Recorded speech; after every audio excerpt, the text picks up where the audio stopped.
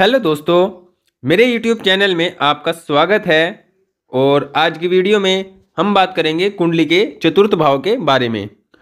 कुंडली में देखिए, जो काल पुरुष की कुंडली होती है उसमें चतुर्थ भाव का अपना एक विशेष महत्वपूर्ण स्थान होता है। क्यों होता है? क्योंकि चतुर्थ भाव व्यक्ति के सुखों का होता है। क्योंकि आज के समय में व्यक्ति धन कमाता है, मेहनत करता है, अपने जीवन में हर प्रकार के कार्य करता है। किस लिए करता है? ताकि व्यक्ति जीवन में सुख प्राप्त कर सके, सुख सुविधाएं प्राप्त कर सके। और सुख सुविधाओं को देने का जो भाव होता है, सुख सुविधाएं व्यक्ति को किस स्तर तक व्यक्ति को जीवन में प्राप्त होंगी, कितनी अच्छी प्राप्त होंगी, या कितने संघर्ष होंगे, कितना स्ट्रगल होगा, या जो सुख सुविधाओं की स्थिति है वो जीवन में चतुर्थ भाव से पता लगती है। चतुर्थ भाव को कुंडली में बहुत ही नाजुक भाव भी कहते हैं। देखिए, नाजुक भाव दो भाव होते हैं, एक तो चतुर्थ भाव, एक सप्तम भाव। नाजुक भाव का मतलब है कि इनमें किसी भी प्रकार से अगर पाप ग्रह का संबंध, पाप ग्रह का मतलब है कि यहां पर शनि, राहु, केतु, मंगल, सूर्य, अगर इन ग्रहों का प्रभाव अगर इन भावों पर होता है, चतुर्थ और सप्तम पर, तो व्यक्ति के जीवन में एक आंतरिक कलह जो होती है वो हमेशा बनी रहती है, जिसके कारण व्यक्ति सब कुछ होने के बावजूद भी जीवन में बहुत अधिक परेशान रहता है। अगर हम चतुर्थ भाव की बात करते हैं, कुंडली में चतुर्थ भाव को माता का स्थान बोलते हैं। सर्वोपरि व्यक्ति के सुख सुविधाओं का, भौतिक सुख सुविधाओं का होता है, जिसमें मुख्यतः जो भूमि, भवन, वाहन, चार पहिया वाहन, गाड़ी, बंगला, इन सब का चतुर्थ भाव का स्थान होता है। व्यक्ति की जो जीवन में राजनीति, अगर किसी राजनीति से व्यक्ति जुड़ता है, या सामाजिक जो छवि आपकी बनती है, उसका प्रभाव भी चतुर्थ भाव से देखा जाता है। व्यक्ति के अगर शरीर की हम बात करते हैं तो जो वक्ष स्थल होते हैं, व्यक्ति के मन का भाव, चतुर्थ मतलब छाती का भाव भी हम इसको बोल सकते हैं, क्योंकि पंचम भाव पेट का होता है, तो चतुर्थ भाव छाती का भी कहा जाता है। और देखिए, कुंडली में अगर हम बात करते हैं तो लगन की महत्ता सबसे अधिक होती है, और लगन के बाद दसम भाव की। तो दसम भाव पर पड़ने वाले ग्रह की दृष्टि, दसम भाव में ग्रह का उपस्थित होना, ये बहुत अधिक महत्वपूर्ण बन जाता है। और जब भी कोई ग्रह चतुर्थ भाव में बैठता है तो उसकी सातवीं दृष्टि दसम भाव पर जरूर पड़ती है। तो चतुर्थ भाव में बैठा ग्रह व्यक्ति की जीवन की सुख सुविधाओं को, व्यक्ति के आंतरिक खुशी को, उसके मन की खुशी को और उसके प्रोफेशन को हर प्रकार से प्रभावित करता है। तो चतुर्थ भाव का एक अपना बहुत अधिक महत्वपूर्ण रोल बन जाता है।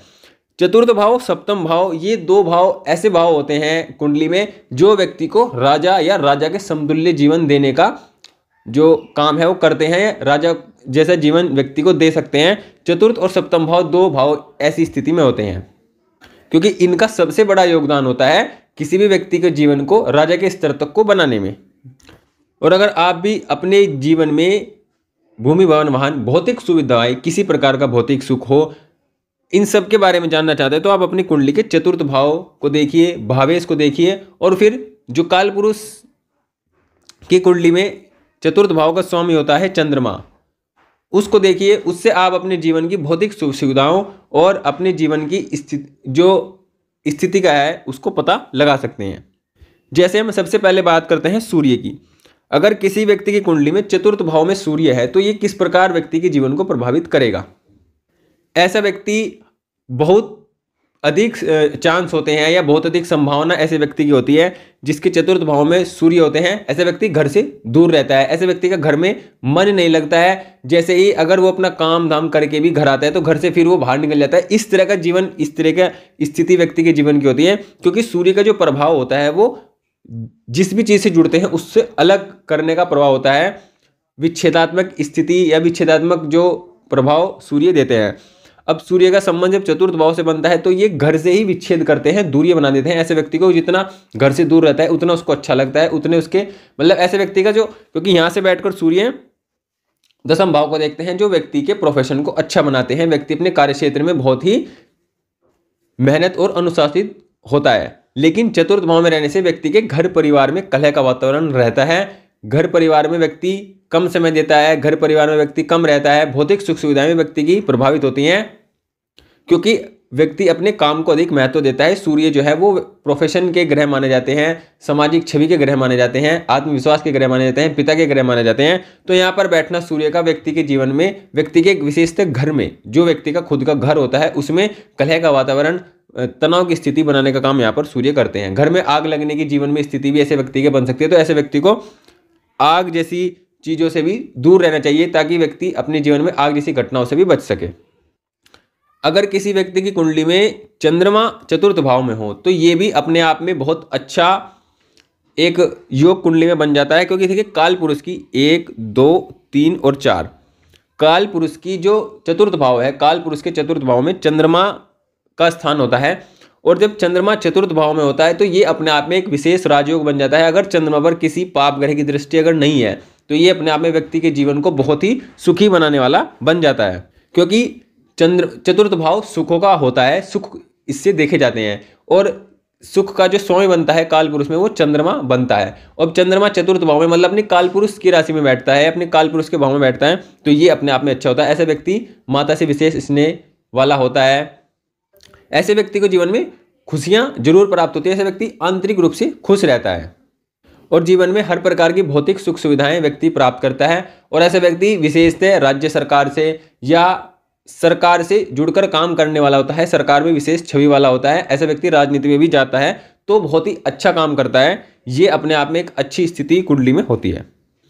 अब अगर चंद्रमा यहाँ पर पाप पीड़ित नहीं है तो ये बहुत श्रेष्ठ राजयोग जैसी स्थिति बनती है, व्यक्ति का जीवन सच में राजा जैसा होता है। लेकिन अगर पाप ग्रह की दृष्टि चंद्रमा पर पड़ती है, अगर पाप ग्रह की दृष्टि इस चंद्रमा पर पड़ती है तो व्यक्ति का जीवन संघर्षों वाला होता है। व्यक्ति अपने जीवन में बहुत अधिक मेहनत करके बहुत कम प्राप्त करता है। व्यक्ति के जीवन में मानसिक तनाव की स्थिति बहुत अधिक बनी रहती है। व्यक्ति भावुक किस्म का हो जाता है, व्यक्ति किसी की बातों में भी बहुत जल्दी आ जाता है। इस प्रकार की जो प्रभाव है व्यक्ति के जीवन पर रहता है, व्यक्ति की स्थितियां ऐसी बन जाती हैं जब चंद्रमा चतुर्थ भाव में पीड़ित हो तो ये स्थिति अच्छी नहीं होती है, क्योंकि चतुर्थ भाव पीड़ित होता है। यहाँ पर देखिए भाव, भावेश और कारक सब पीड़ित हो जाते हैं। इस कारण व्यक्ति की जो मन की स्थिति है वो बुरी तरह प्रभावित होती है। ऐसे व्यक्ति मानसिक तनाव में अधिक रहता है।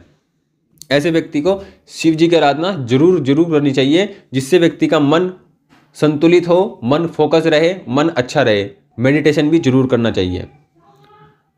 अब अगर हम बात करते हैं मंगल ग्रह की, देखिए कुंडली में मंगल ग्रह का होना चतुर्थ भाव में ये भी अपने आप में एक अच्छी स्थिति भी होती है, बुरी स्थिति भी होती है। दोनों ही प्रकार से इसका प्रभाव होता है।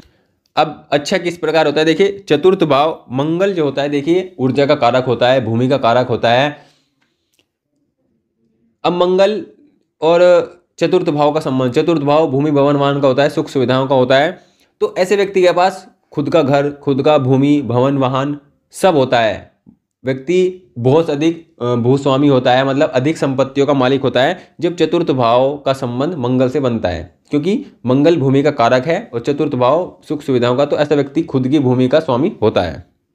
लेकिन मंगल ऊर्जा के ग्रह हैं, गुस्से के ग्रह हैं, लड़ाई झगड़े के कारक ग्रह भी होते हैं। तो यहाँ पर बैठकर व्यक्ति के घर में देखिए चतुर्थ भाव व्यक्ति के खुद का घर का होता है, खुद की सुख सुविधाओं का होता है, खुद की संपन्नता का होता है, इन सब चीज़ों का होता है। अब चतुर्थ भाव में जब मंगल बैठते हैं तो ये मंगल लड़ाई झगड़े, आवेश की स्थिति, गुस्से, जिद्दी, इस प्रकार की स्थितियां व्यक्ति के जीवन में बनती हैं। तो व्यक्ति के घर के कलह के वातावरण की स्थिति बनती है, मतलब घर में जो कलह का वातावरण है वो बहुत अधिक रहता है।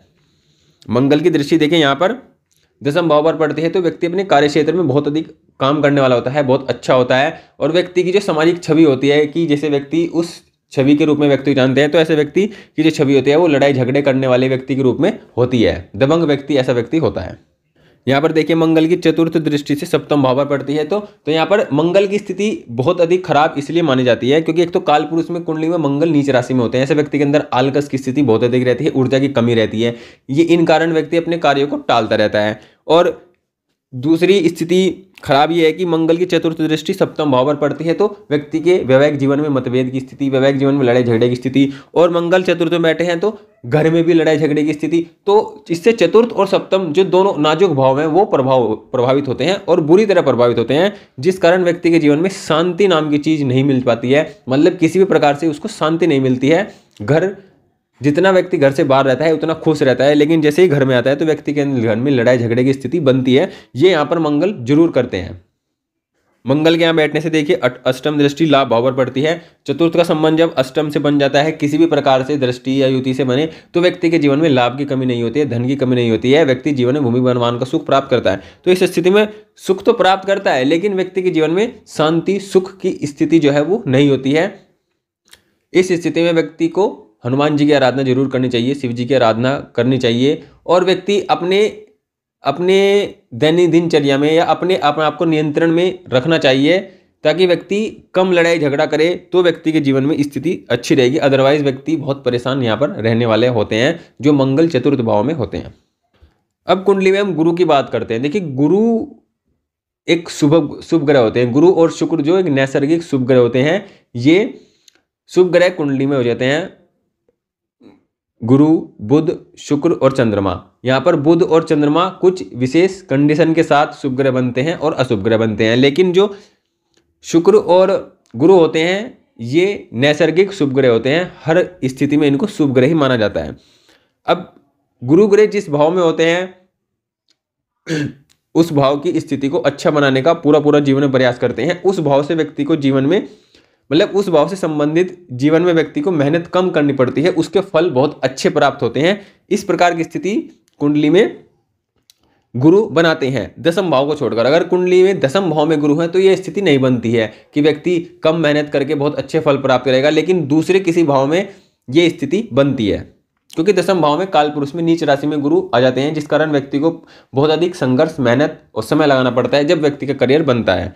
लेकिन चतुर्थ भाव में जब गुरु होते हैं तो देखिए 4 नंबर को हम काल पुरुष का सुख मानते हैं, और 4 नंबर में गुरु उच्च राशि में होते हैं। तो जब भी चतुर्थ भाव का संबंध गुरु से होता है तो व्यक्ति उच्चत्व, मतलब जो गुरु होते हैं वो उच्च के समान राशि में आते हैं। और जब कोई ग्रह उच्च जैसे वातावरण में रहकर फल देता है, मतलब यहाँ पर गुरु चतुर्थ भाव में है तो गुरु जो होंगे वो उच्च के वातावरण, जैसे उच्च की स्थिति का वातावरण होता है उस प्रकार की वातावरण में फल देंगे। तो व्यक्ति के, आप ऐसे व्यक्ति को देख सकते हैं जिसके चतुर्थ भाव में गुरु हो और बहुत अच्छी स्थिति में हो, खुद की राशि में हो, शुक्र से दृष्ट हो, शुक्र से केंद्र में हो, तो ये अपने आप में एक अच्छी स्थिति होती है। ऐसे व्यक्ति के पास एक से अधिक घर होते हैं, एक से अधिक प्लॉट होते हैं, या अधिक से अधिक धन संपदा होती है, क्योंकि चतुर्थ भाव भूमि भवन वाहन का होता है। तो भूमि भवन वाहन की स्थिति व्यक्ति के पास बहुत अधिक मात्रा में होती है।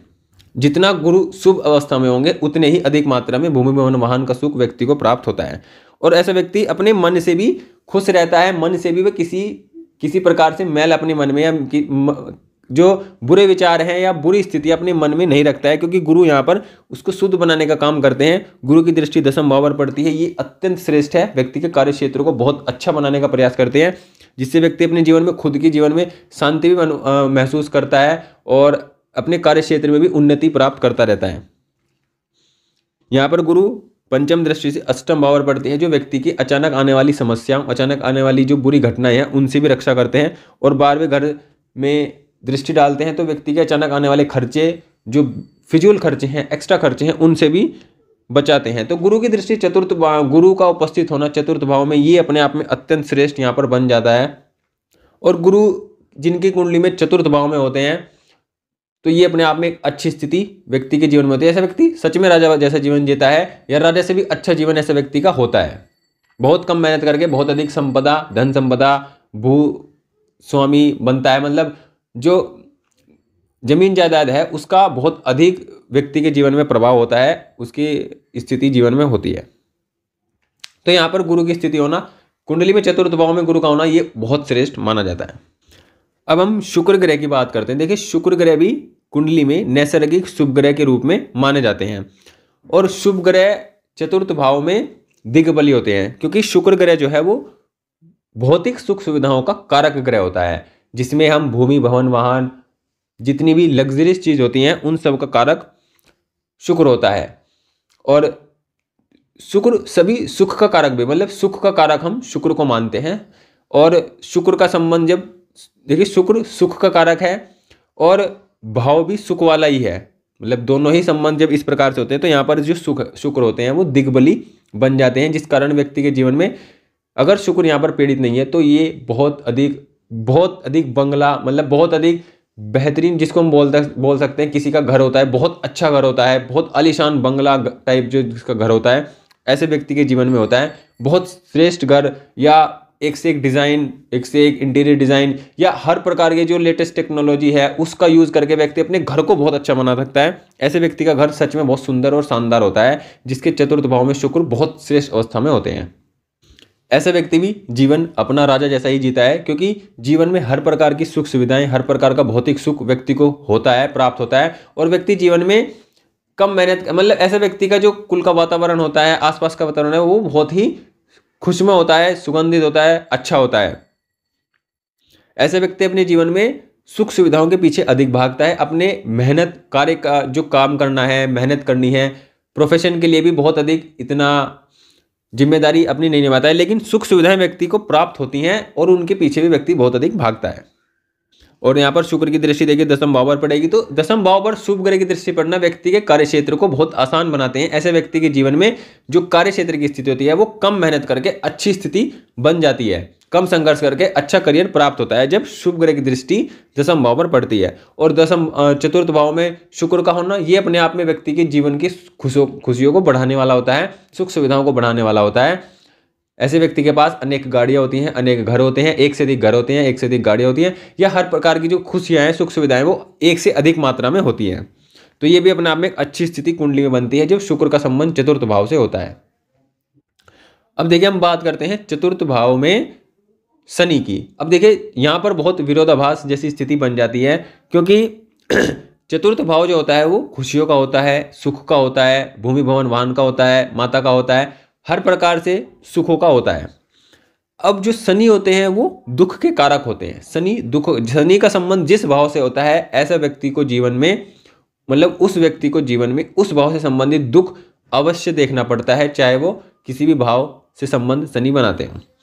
अब देखिए शनि आपको दुख देंगे चतुर्थ भाव से। किस प्रकार आपको शनि चतुर्थ भाव से संबंधित दुख दे सकते हैं? क्योंकि दुख देने के लिए पहले क्या होना चाहिए? सुख होना चाहिए। व्यक्ति के पास सुख होगा तभी वह दुखी हो सकता है। अगर व्यक्ति के पास सुख ही नहीं है तो उसको हम किस प्रकार से दुखी कर पाएंगे? तो शनि का संबंध जब चतुर्थ भाव से बनता है तो ऐसे व्यक्ति के जीवन में भूमि भवन वाहन की स्थितियां होती हैं।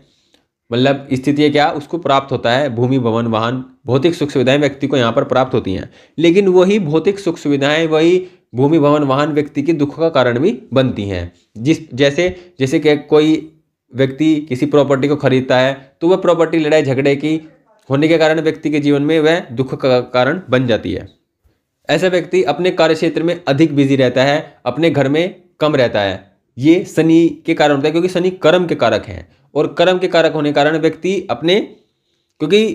अपने कर्म में अधिक लिप्त रहता है और घर में अधिक कम रहता है। जिस कारण क्या होता है, व्यक्ति के जीवन में जो घर परिवार होता है, सुख सुविधाएं होती हैं, सुख होता है, व्यक्ति के जो मन का सुख होता है वो भी बाधित रहता है।